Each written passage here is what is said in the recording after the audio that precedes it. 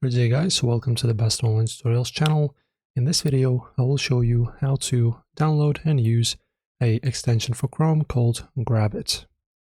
So firstly, just go ahead and type in Grabbit on your browser.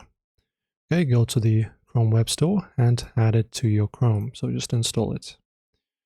Right, and as you can see, how do we use it? So you just click the Add New Action button.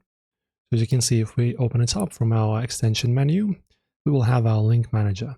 So what can we do? We can copy the tabs, right? Then we can open all tabs in a window, copy the links from, paste links from clipboard, and also we have some pro features.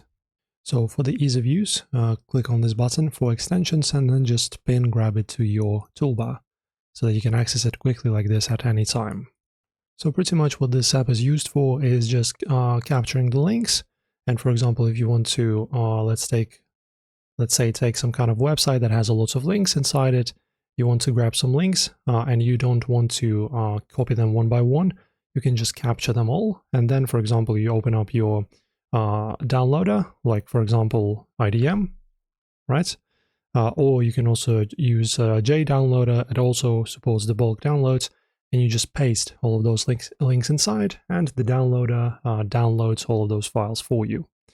So to capture, you just click on the download button on the specific file. There will be an interface. Or for example, if you're downloading some photos, you can use the Select All feature to bulk save an entire gallery at once. So Grabbit automatically bypasses most right-click restrictions, saving you the hassle of digging through the inspect element code. So that's it. It's all about speed and accessibility. If you enjoy our videos, guys, don't forget to like and subscribe, and thank you for watching.